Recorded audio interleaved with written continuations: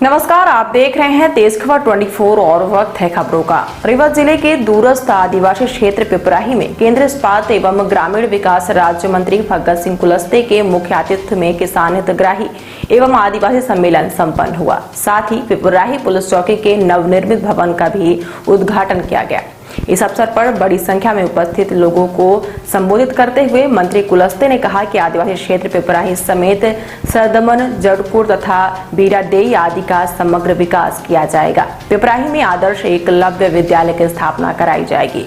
इसके साथ ही इस अंचल में स्वास्थ्य सुविधाओं के लिए चलित चिकित्सालय एम्बुलेंस भी उपलब्ध कराई जाएंगी, जिसमें चिकित्सक सहित उपचार की अन्य व्यवस्थाएं मौजूद होंगी।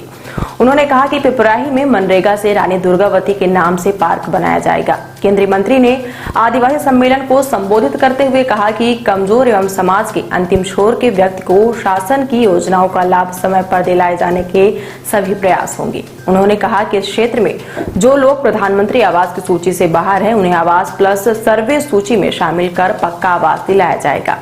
पहाड़ी अंचल में आवागमन की सुविधा के लिए मनरेगा से सड़कों का निर्माण कार्य कराया जाएगा। साथ ही वन भूमि से अनुमति लेकर सड़क निर्माण के कार्य प्राथमिकता से कराए जाएंगे। उन्होंने कहा कि पानी के संकट से निजात दिलाने के लिए कार्य योजना बनाकर स्टैम्प डैम व जल संवर्धन एवं संरक्षण की अन्य संरचनाओं की भी निर्माण कराया जाएगा। श्री कुलस्ते ने कहा कि मऊगंज से पिपराही होकर उत्तर प्रदेश की सीमा को जोड़ने वाले सड़क मार्ग के कार्य को कराने के प्रयास शासन स्तर से किए जाएंगे।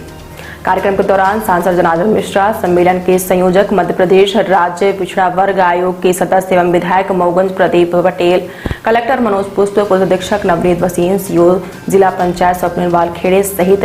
भेरारावड़, जड़कुड़, पिपराही, बीरादेई आदि आदिवासी क्षेत्र की बड़ी संख्या में स्थानीय जन उपस्थित रहे। एक बार जरूर है, मैं प्रधानमंत्री जी को बधाई देना चाहता हूँ आप सब भाई और बहनों की तरफ से, किसानों की ओर से, कि इस कोविड में जितना इस कोरोना संकट काल में विशेषकर गरीबों के लिए, गरीबों के सामने जो संकट आया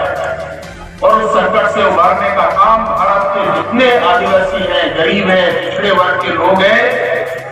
जो मजदूरी करने वाले लोग, ऐसे मजदूरों को सूखा अनाज, निःशुल्क अनाज देने का निर्णय किया।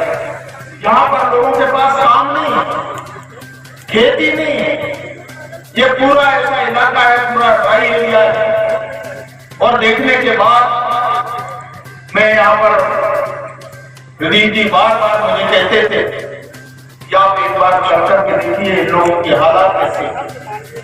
वर्षों में आने के बाद मुझे एहसास हुआ, वैसे मैं दुनिया भर में जितने भी हमारे आदिवासी क्षेत्र है, ग्रामीण इलाके हैं, उनमें मेरा जाना होता है। तो इस कार्यक्रम के निमित्त आज यहाँ आना हुआ और जब इस कार्यक्रम के निमित्त जब एक कार्यक्रम तय हुआ तो ये जो स्वास्थ्य केंद्र है हमारी भारत सरकार ने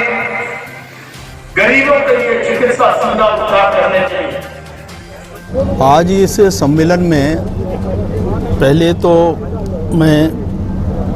प्रदीप जी को, जनार्दन जी को बधाई देता हूं और यहाँ के जिला प्रशासन को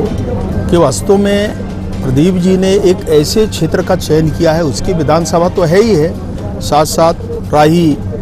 और ये पूरा ट्राइबल क्षेत्र है। और मुझे देखने का ये अवसर मिला, प्रत्यक्ष रूप से मैंने अनुभव किया यहाँ की क्या क्या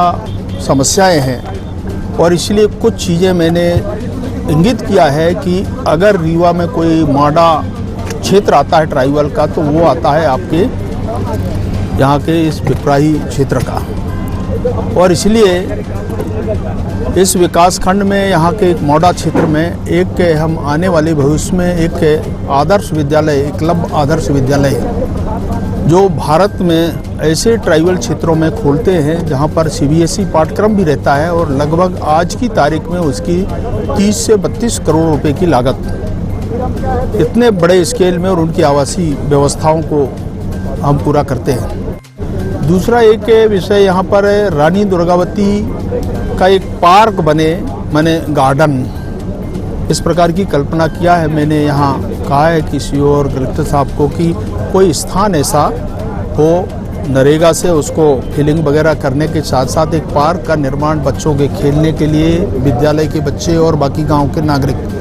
और बाकी कभी इस प्रकार के आप लोग आएंगे तो कोई अच्छा स्थान ऐसे बन जाए और वहाँ एक प्रतिमा निर्माण की बात हमने किया है। और एक मैंने ये भी आश्वासन दिया है कि हम एक यहाँ पर चलित औषधालय, एक एम्बुलेंस देने का हमने फैसला किया है और वो हम किसी योजना विशेष से करेंगे।